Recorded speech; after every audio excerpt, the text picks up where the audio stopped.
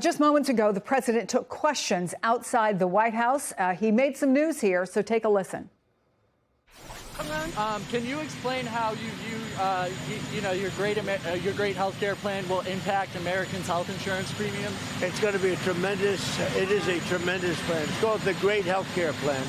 And we're going to get tremendous reductions, as you know, through, if you look at medicines and prescription drugs, they're going to come down by numbers that have never been seen before. And we're doing that by most favored nations. Other nations, whoever pays the lowest in the world, that's what we're going to pay. Right now, we're paying sometimes 10 times higher than other nations. So we have favored nations. That's been approved. Other nations have, for the most part, agreed to it. And they had no choice, otherwise we were going to put tariffs on them. The health care plan that we're coming, the money's going to be paid directly to the people. So it goes directly, not to the companies, not to the insurance companies. It's going to go directly to the people, and the people are going to buy their own health care. They'll get much better health care at a much reduced Mr. President, pull out of NATO if it doesn't help you acquire Greenland. Well, we're going to see. NATO has been dealing with us on Greenland. We need Greenland for national security very badly. If we don't have it, we have a big hole in national security, especially when it comes to what we're doing in terms of the Golden Dome and all of the other things. We have a lot of investments in military. We have got the strongest military in the world, and it's only getting stronger. And you saw that with Venezuela. You saw that with the attack on Iran, with the knocking out their nuclear capability potentially. So, yeah, we're talking to NATO.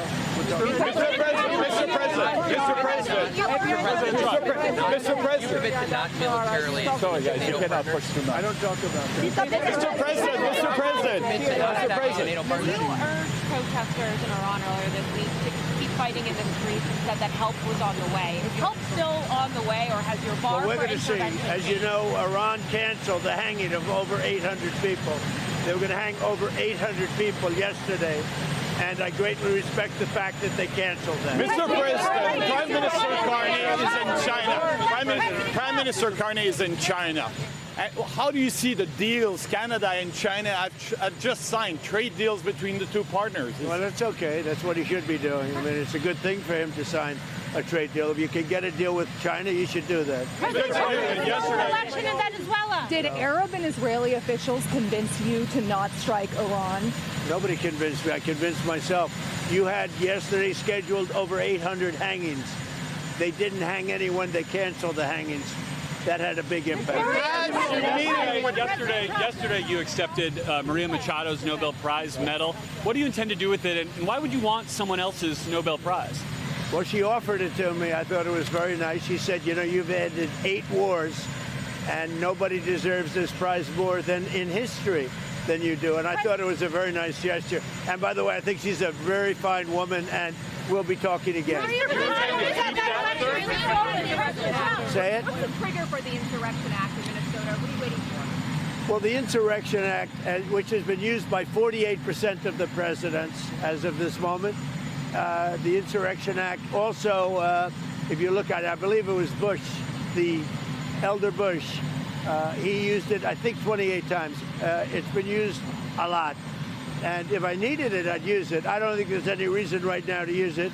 But if I needed it, I'd use it. It's very powerful. President Joe Biden called Machado a very nice person. He said the meeting went well. Why align with Delcy Rodriguez and the remnants of the Maduro regime and not with Machado, who has the support of the Venezuelan people? Well, if you ever remember a place called Iraq where everybody was fired, every single person, the police, the generals, everybody was fired, and they ended up being ISIS.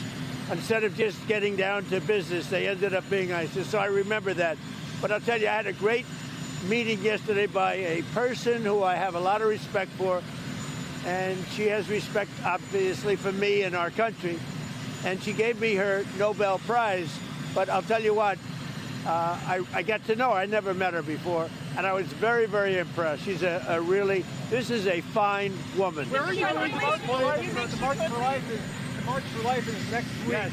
and some pro-lifers are worried about your support for the Hyde Amendment. What do you tell them? Well, you know what I tell them?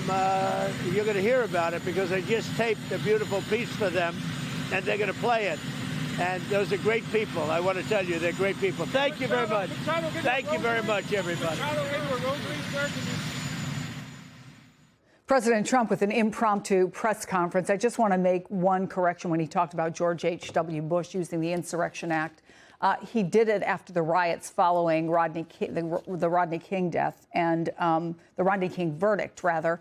And it was at the request of the governor of California, which is a very different situation than what we're seeing now, where the governor is asking him to leave. But I want to go to the White House and MS Now's Vaughn Hilliard. Vaughn, it was a little bit hard to hear in the gaggle the exchange you had with the president, which made news. And I just want to read this. The initial question you had for President Trump was, do you commit to not militarily engaging NATO partners? Tell me about that exchange. Right. I think there was a very straightforward question, especially in the last 24 hours, Chris, in which we have seen Sweden, we have seen France, we have seen Germany and other European countries commit military forces along with Denmark, sending them into Greenland. And we have seen Denmark suggest that they are sending soldiers, ships, and aircraft there into Greenland to effectively set themselves up in order to militarily defend, or at least make clear that Greenland could not be simply easily seized by the United States military forces if President Trump were to direct such an effort. And so I asked him the pointed question there, does he commit to not militarily engaging NATO partners? And he said, I'm not talking about that. I followed up by asking, are you then not committing to not attacking NATO countries? And that's when he waved me aside. I think that that is an important element here on this Friday to note that the President of the United States here in 2026 is not committing to militarily taking on NATO partners.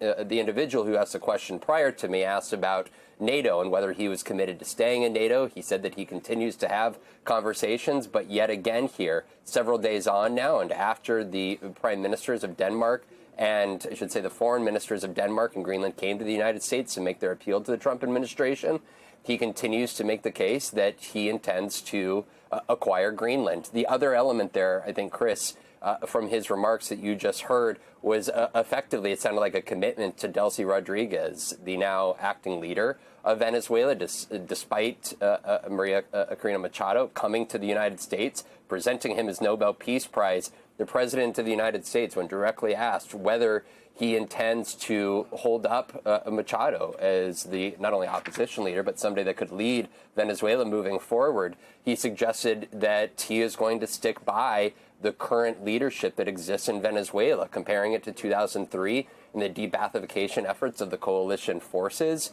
after the removal of Saddam Hussein, essentially the deconstruction of the Iraqi institutions, saying that he doesn't want to commit the same mistakes as what transpired more than 20 years ago by U.S. and coalition forces. Of course, you know, there's the denazification program during World War II that have much different outcomes here, but the president, despite having Machado come and meet with him at the White House in the Nobel Peace Prize, in which he accepted it and said that it was a very nice gesture and that she's a very nice lady, suggesting that it's not clear, frankly, where her role is and whether that future, even for Maria Corina Machado, exists inside of Venezuela.